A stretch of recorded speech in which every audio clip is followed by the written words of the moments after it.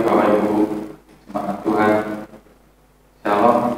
Pagi ini, di awal kajian ini, kita akan buka kajian ini dengan pujian Kidung Jemaat nomor 18, ayat yang pertama dan kedua. Kami dan Bapak Ibu semua kembali berdiri.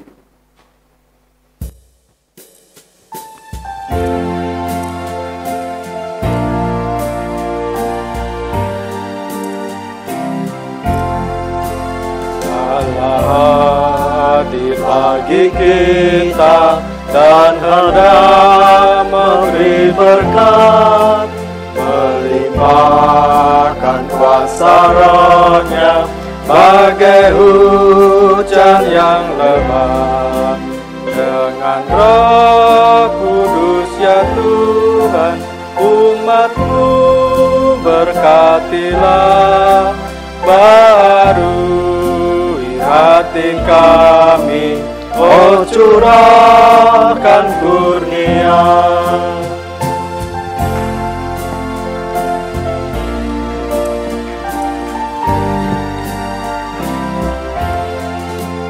Allah sungguh hadir di jemaat yang kudus, biar kasih kurnia-Nya menyegarkan kita terus. Dengan Roh Kudus ya Tuhan, umat-Mu berkatilah, barui hati kami, oh curahkan kurnia.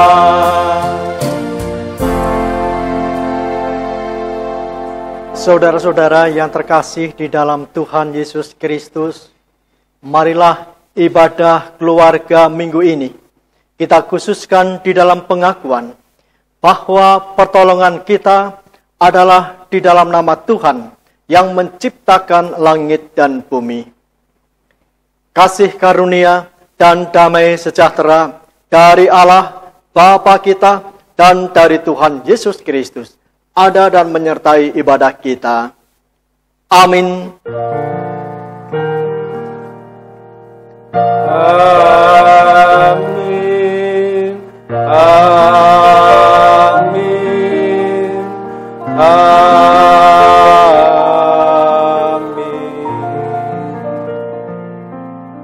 Dipersilahkan duduk. Saudara-saudara, marilah kita memuji nama Tuhan melalui Kidung Jemaat nomor 10 bait 1 dan 4. Pujilah Tuhan Sang Raja.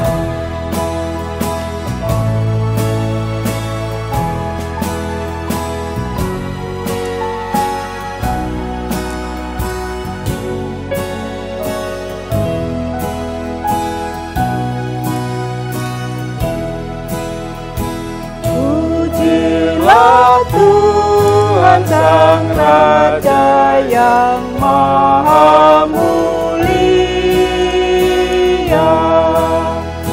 segenap hati dan jiwaku pujilah Dia. Datang bergaul bila musikmu bergaul, angkatlah puji-pujian.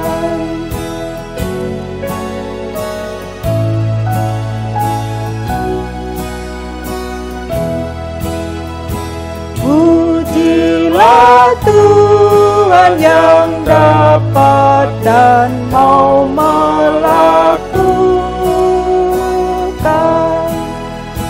jauh melebihi doamu dan yang kau rindukan.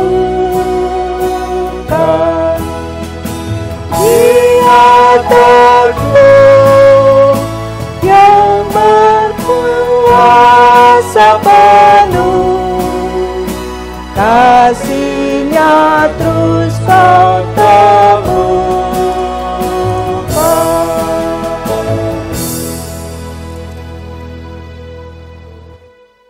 setiap kita beribadah selalu diingatkan akan kehidupan yang berkenan di hadapan Allah, yaitu dengan menjalankan perintah kasih.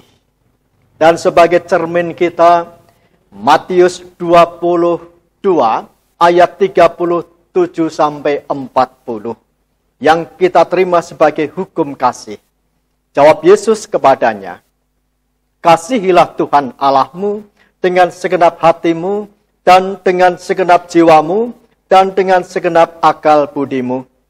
Itulah hukum yang terutama dan yang pertama. Dan hukum yang kedua, yang sama dengan itu ialah, kasihilah sesamamu manusia seperti dirimu sendiri. Pada kedua hukum inilah tergantung seluruh kitab Taurat dan kitab para nabi." Saudara-saudara, dengan jujur kita akui bahwa ternyata kita belum bisa melaksanakan perintah kasih ini dengan sebaik-baiknya, dengan sesempurnanya. Itulah kekurangan kita, kesalahan kita, dan dosa-dosa kita.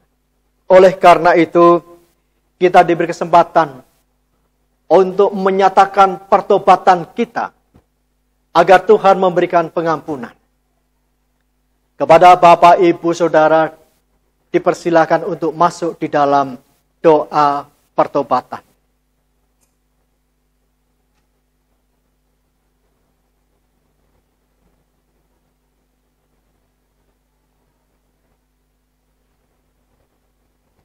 Doa pertobatan cukup. Saudara yang terkasih, mari kita nyatakan pengakuan kita melalui Kidung Jemaat 467 bait 1, 2, dan 3. Tuhanku, bila hati kawanku.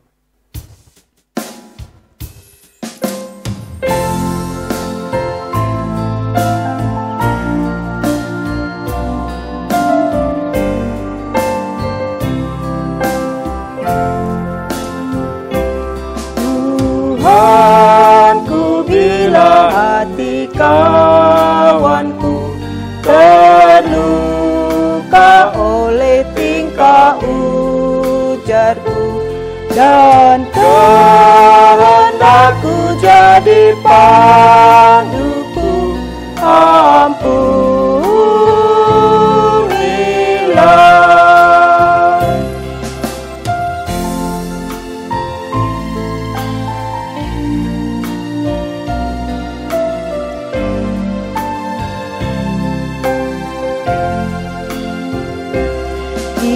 Kalau tuturku tak semena, dan aku tolak orang berkesan, pikiran dan tuturku bercela, ampunilah.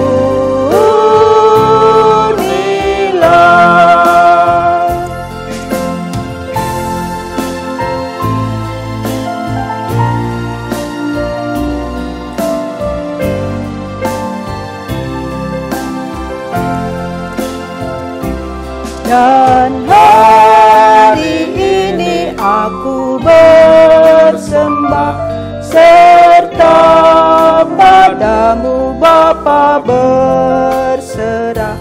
Berikan aku kasih-Mu mesra. Amin, amin.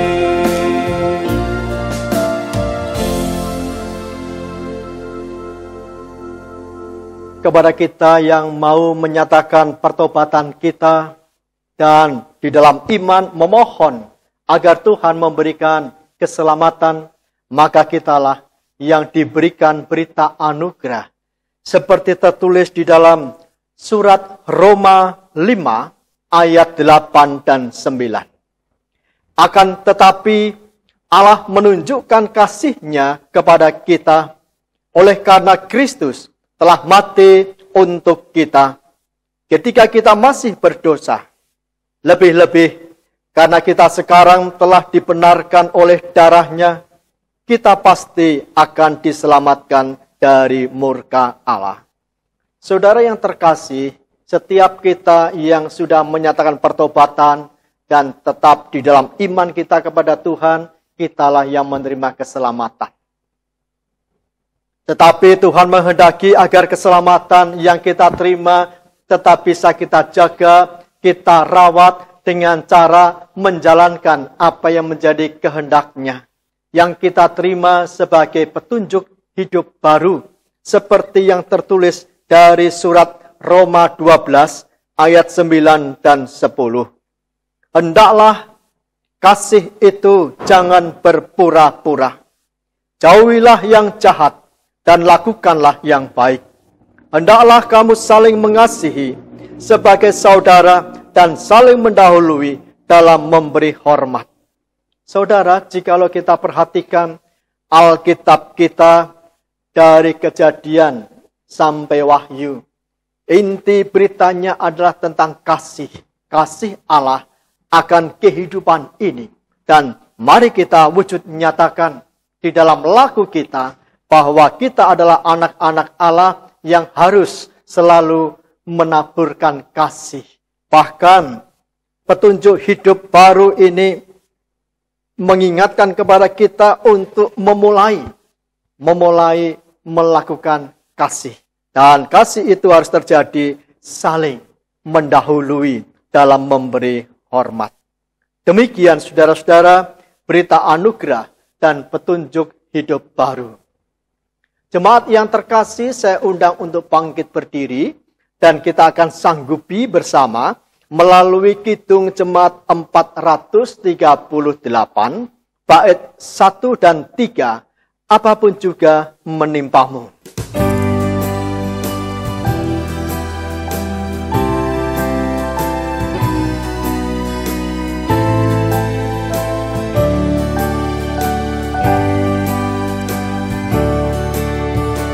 Apapun juga menimpamu,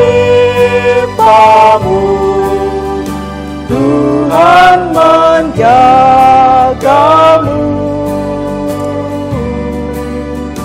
Naungan kasih-Nya pelindungmu, Tuhan menjagamu.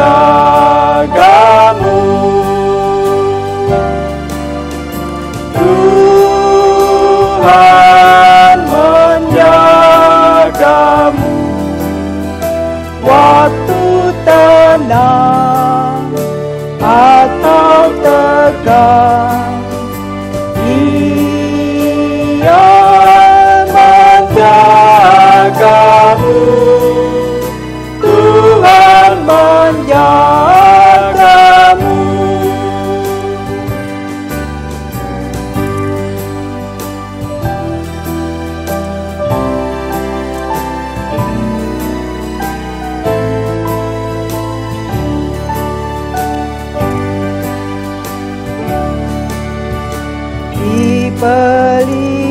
Peliharanya hidupku, Tuhan menjagamu.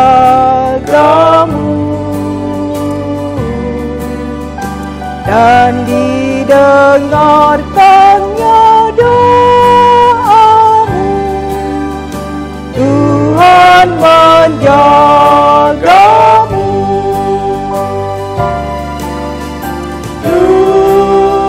Tuhan menjagamu waktu tenang atau tegang. Dia menjagamu, Tuhan menjagamu.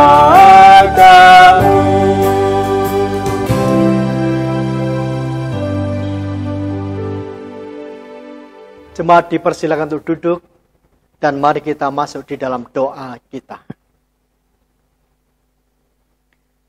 Allah Bapa kami, sumber segala berkat serta pertolongan kami, yang kami percaya di dalam Tuhan kami Yesus Kristus. Jikalau ibadah keluarga dengan memakai sarana online ini dapat terlaksana, itu oleh karena berkat Tuhan.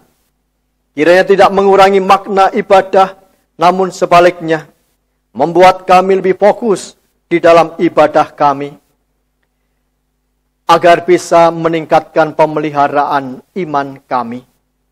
Terlebih, firman yang akan kami terima menjadi semangat langkah juang di dalam hidup dan kehidupan ini.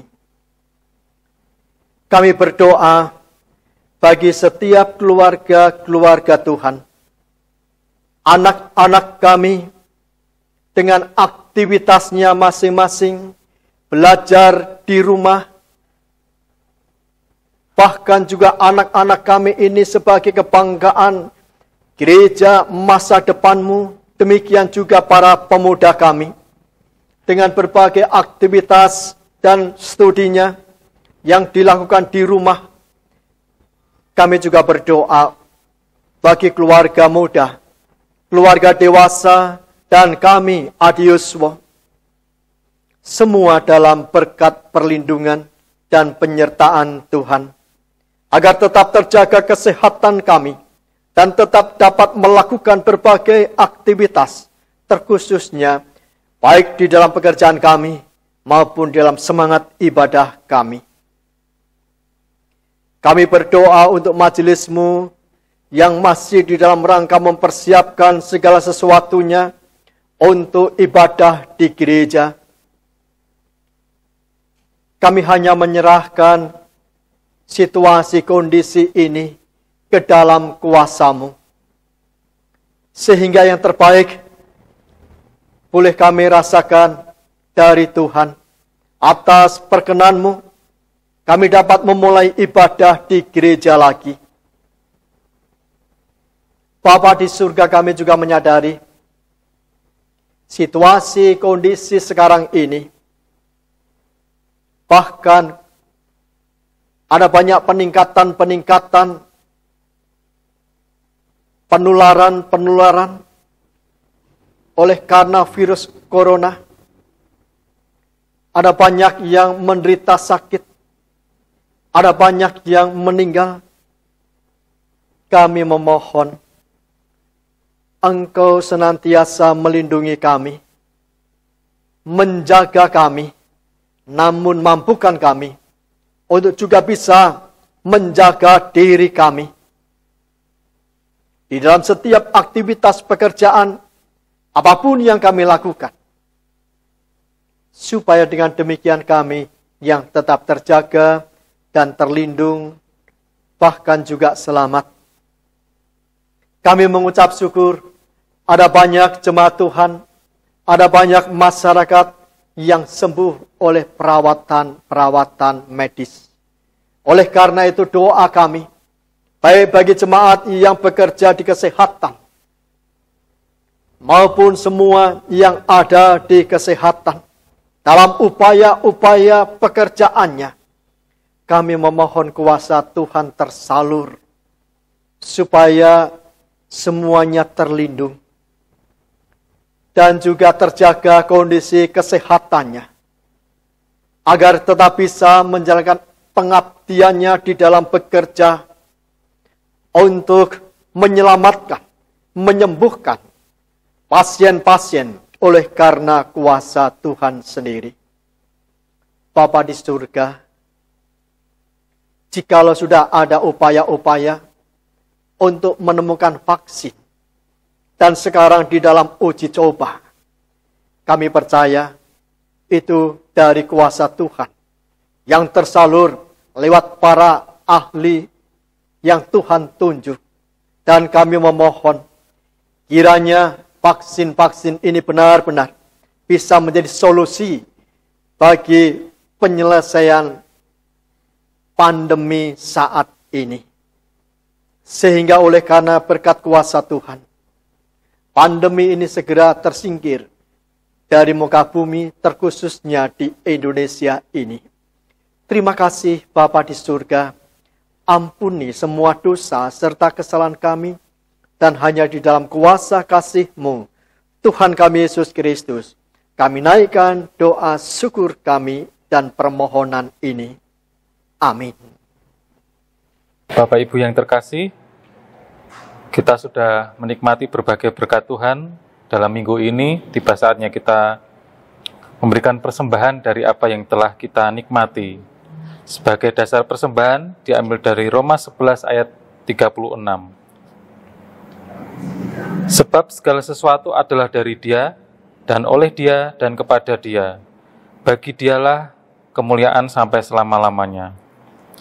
Persembahan bisa dilakukan dengan cara mengumpulkan secara pribadi di rumah masing-masing, kemudian kita akan kumpulkan saat ibadah tatap muka dimulai.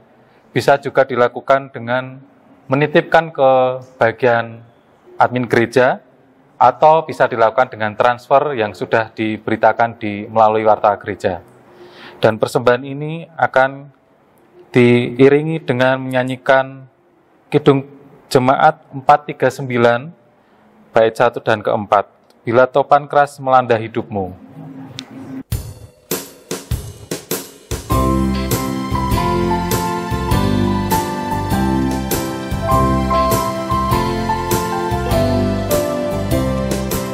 Bila topan keras melanda hidupmu, bila putus asa dan letih lesu, berkat Tuhan satu-satu hitunglah, kau niscaya kagum oleh kasih-Nya.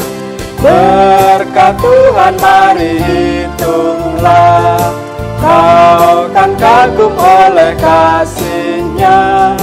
Berkat Tuhan, mari hitunglah, kau niscaya kagum oleh kasih-Nya.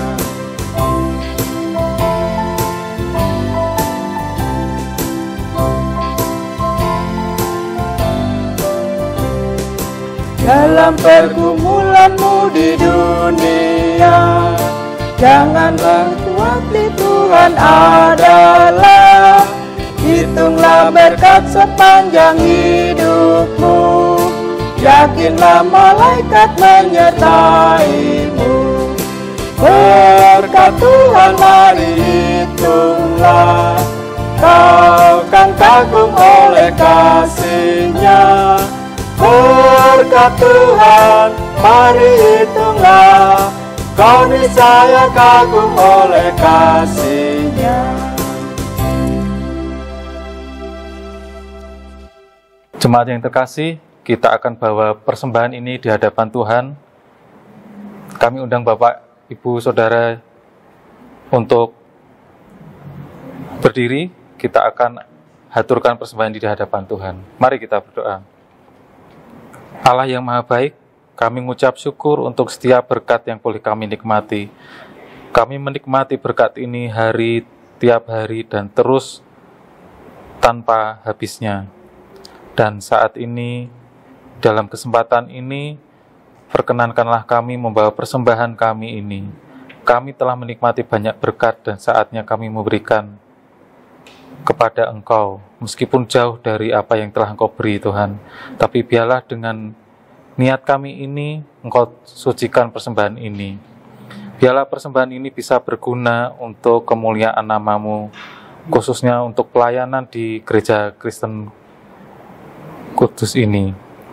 Kami berdoa untuk setiap pengelola, biarlah Engkau berikan hikmat, Engkau berikan kebijaksanaan dalam mengelola, jauhkan dari pikiran yang jahat, sehingga kemuliaan nama-Mu sajalah yang menjadi patokan dan tolok ukurnya. Sebentar lagi kami juga akan mendengarkan firman Tuhan yang akan disampaikan oleh Bapak Nathanael Sipujiono.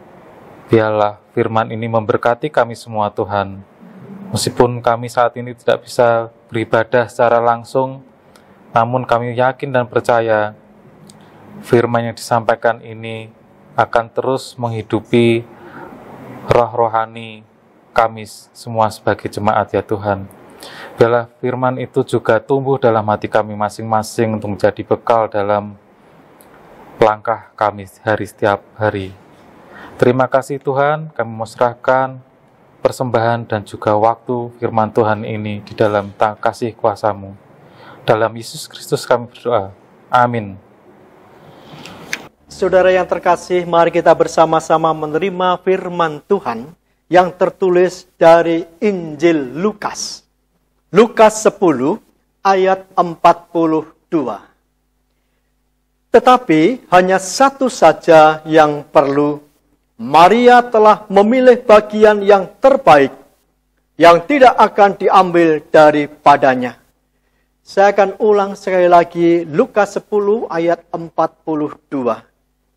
Tetapi hanya satu saja yang perlu. Maria telah memilih bagian yang terbaik, yang tidak akan diambil daripadanya. Yang berbahagia adalah kita yang mendengar dan yang bisa memeliharanya. Haleluya.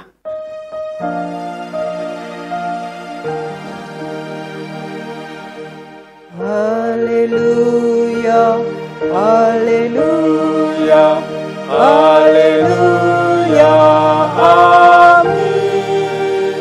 Haleluya, haleluya, haleluya, amin. Berdasarkan Lukas 10 ayat 42 ini, firman Tuhan diberi tema, apa yang dicari, itu yang diperoleh. Saudara-saudara, ada dua orang yang hendak pergi ke gereja untuk beribadah.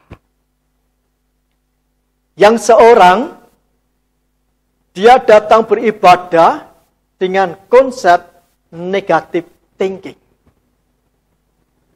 Sehingga ketika ibadah itu dimulai, song leader mengajak peserta jemaat untuk bersama menyanyi, memuji nama Tuhan. Orang ini lalu berkomentar. Song leadernya suaranya fals, nggak enak didengar.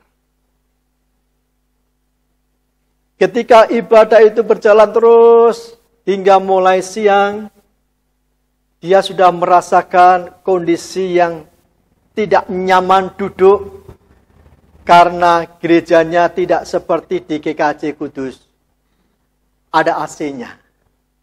Di sana tidak ada. Sehingga dia mulai gemereneng lagi. Sial, ibadah di sini tidak enak, tidak nyaman. Tidak ada AC-nya. Lalu ketika khotbah disampaikan oleh pengkhotbah, bukan oleh saya, dia juga berkomentar. Khotbahnya monoton, tidak menarik. Berbeda dengan orang yang kedua, dia datang dengan motivasi sikap positive thinking.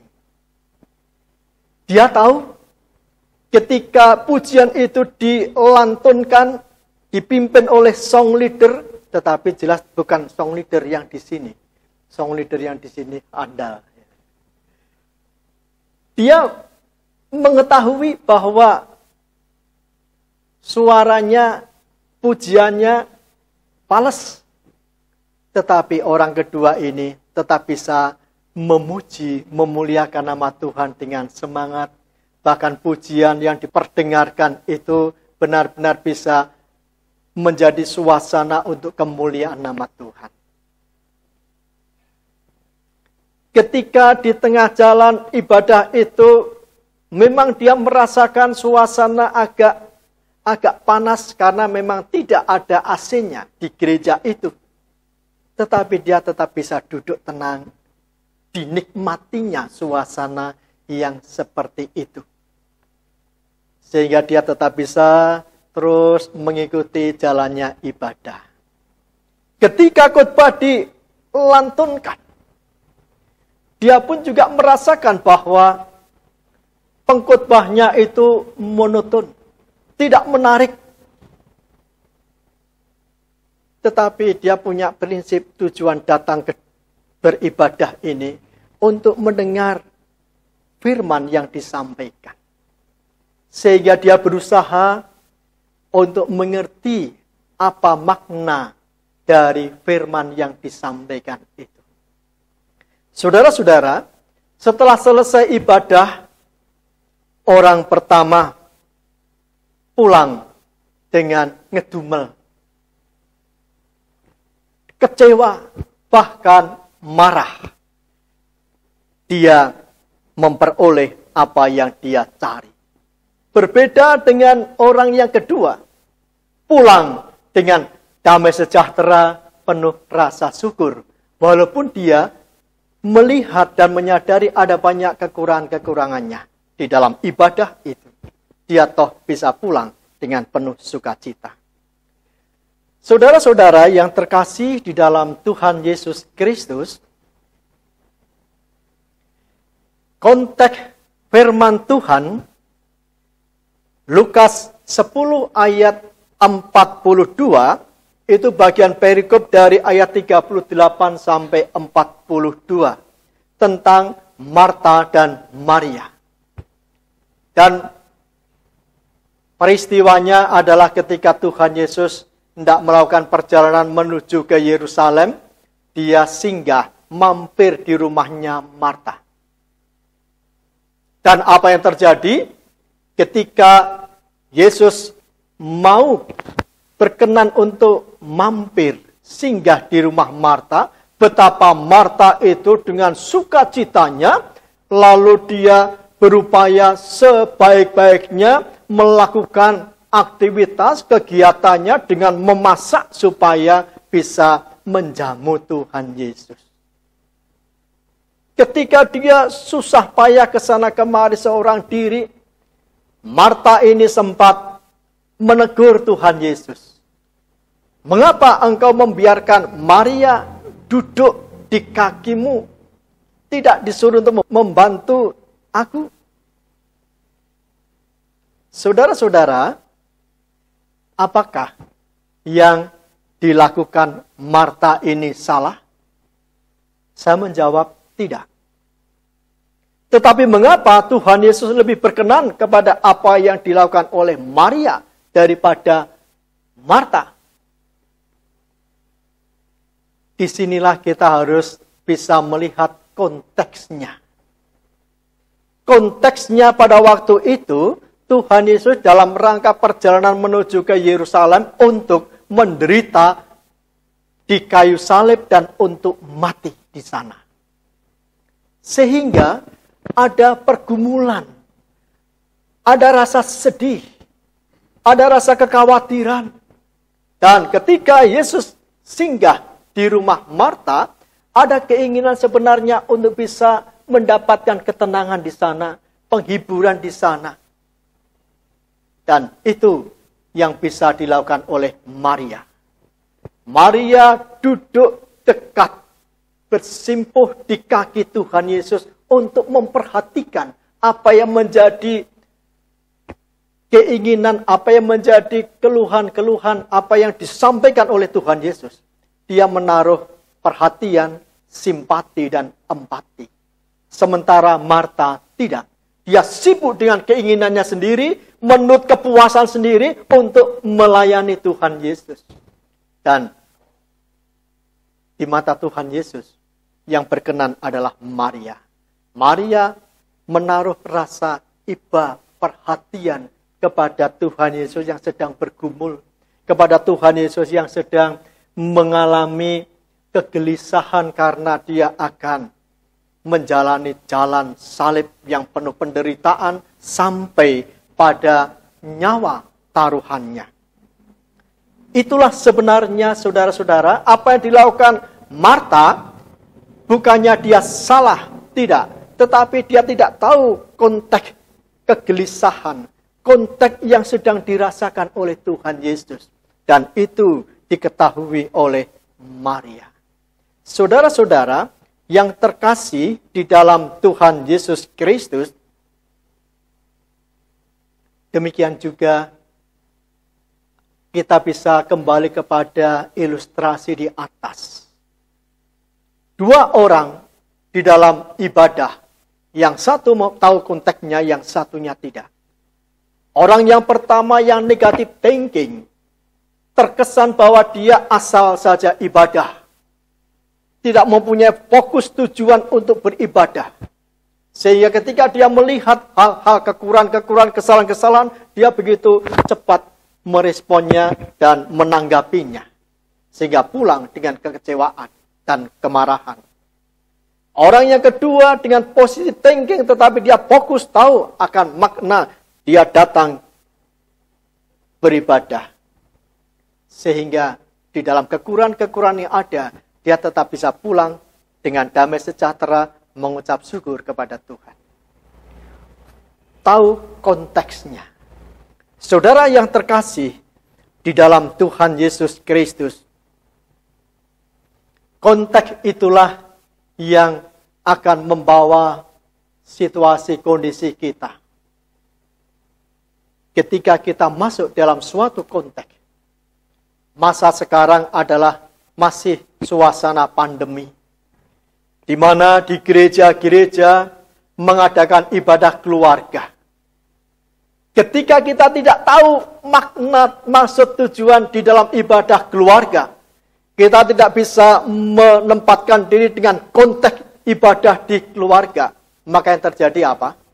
Ketika kita mengandalkan YouTube, begitu membuka channel YouTube satu, lalu mendengarkan pengkhotbahnya kok tidak menarik, begitu mudahnya ganti, cari channel yang lain, yang khotbahnya lebih menarik. Ini berarti tidak tahu konteks di dalam maksud tujuan ibadah. Bahkan mungkin bisa terjadi cukup mengandalkan dengan online-an, HP-nya, sehingga ibadah kita sambil tiduran di kamar, disambi masak. Konteks ini harus diperhatikan. Maka walaupun ibadah itu di rumah, maka mestinya ada kesepakatan di dalam keluarga itu jam berapa untuk bersama berkumpul, berhimpun bersama dengan pakaian yang pantas. Mari kita duduk bersama. Ketika kita buka channel YouTube GKJ Kudus, lalu ketika ada ajakan dari pengkhotbah, mari kita berdiri, kita datang kepada Tuhan dengan berdiri. Ketika kita memuji nama Tuhan, kita ikut memuji nama Tuhan di rumah kita masing-masing. Ketika kita harus mengangkat pengakuan iman rasuli, kita juga bersama-sama mengangkat pengakuan iman rasuli. Dari awal sampai akhir, ibadah itu diikuti. Pengkhotbahnya siapa? Olah pendeta dari Demak, nggak enak, ganti saja, cari channel yang lain yang pengkhotbahnya lebih bersemangat. Bisa jadi, karena seperti itu bisa dan memungkinkan untuk kita lakukan. Tetapi Tuhan tidak menghendaki hal yang demikian. Tuhan menghendaki apa yang dilakukan oleh Maria. Dia tahu konteksnya, sehingga Tuhan membenarkan apa yang dilakukan oleh Maria. Dan itulah yang juga harus terjadi di dalam kehidupan kita. Mari kita tahu konteks kita, situasi kondisi sekarang ini. Sebab kalau kita tidak tahu konteks situasi kondisi yang masih di masa pandemi ini, ada banyak yang positif oleh karena penularan, tetapi kita tidak memperhatikan anjuran-anjuran pemerintah, protokol-protokol kesehatan, dengan seenaknya kita melanggarnya, itu berarti kita tidak mengetahui konteksnya. Supaya kita selamat, maka kita harus tetap di dalam konteks itu. Taati apa yang menjadi anjuran pemerintah, taati apa yang menjadi protokol kesehatan. Yang sudah mentaati saja banyak yang kena, apalagi yang tidak. Saudara-saudara yang terkasih, firman Tuhan mengajak kepada kita semua untuk melihat konteks, supaya kita tahu kondisinya, sehingga kita bisa menyikapi dan kita menjadi benar, oleh karena kita bisa menyikapi dengan benar di dalam konteks itu. Tuhan memberkati melalui firman-Nya. Amin. Mari kita masuk di dalam saat teduh.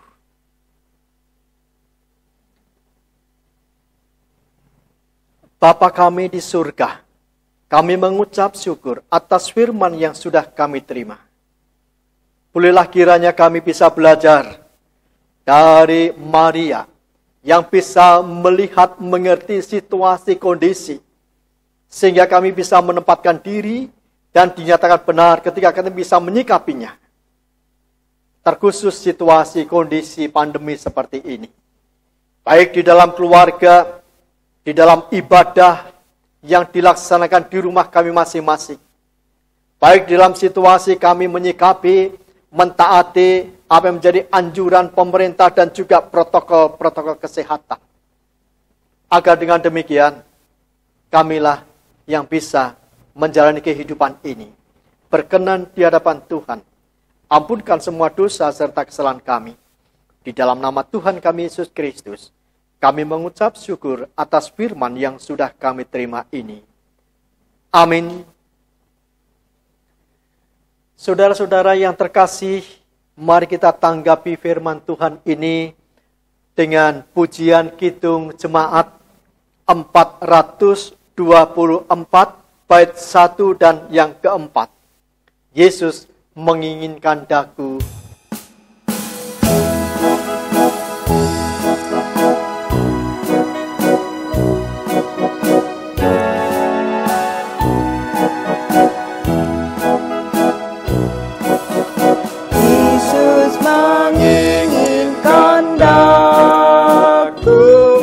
Bersinar baginya dimanapun ku berada, ku mengenangkannya. Bersinar, bersinar, itulah kehendak Yesus. Bersinar, bersinar, aku bersinar terus.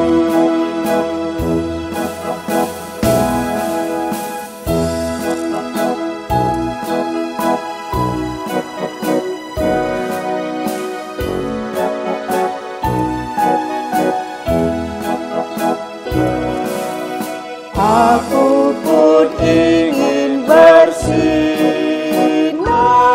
dan melayaninya,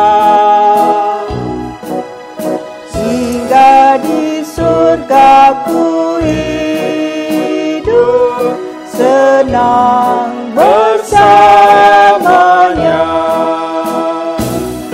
Bersinar, bersinar, itulah kehendak Yesus. Bersinar, bersinar, aku bersinar terus.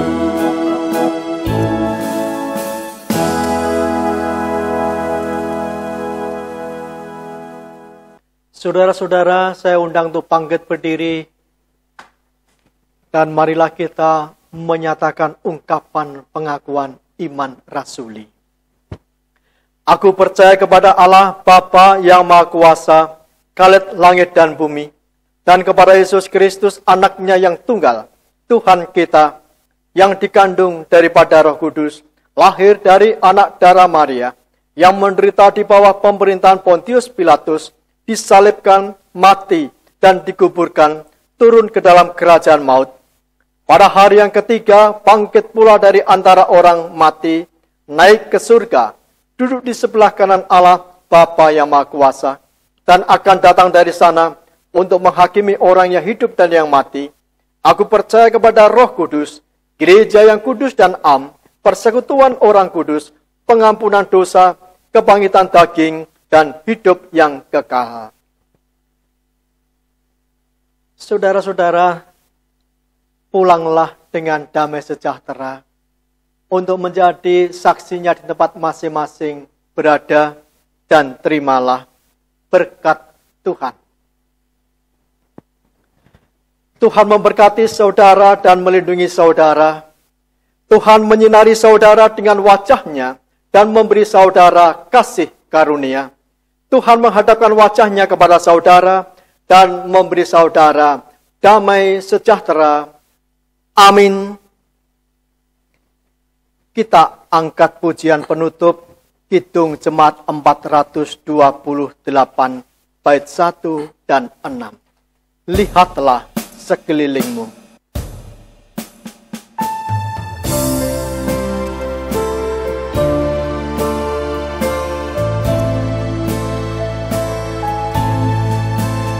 Lihatlah sekelilingmu, pandanglah ke ladang-ladang yang menguning dan sudah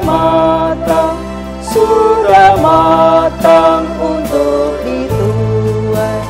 Lihatlah sekelilingmu, pandanglah ke ladang-ladang yang menguning dan sudah matang untuk dituai.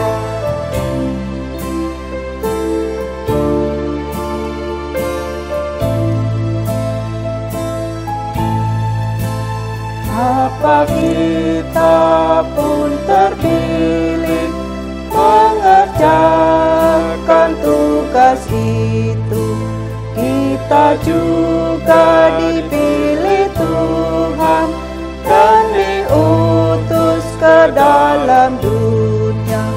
Lihatlah sekelilingmu, pandanglah ke ladang-ladang yang menguning dan sudah matang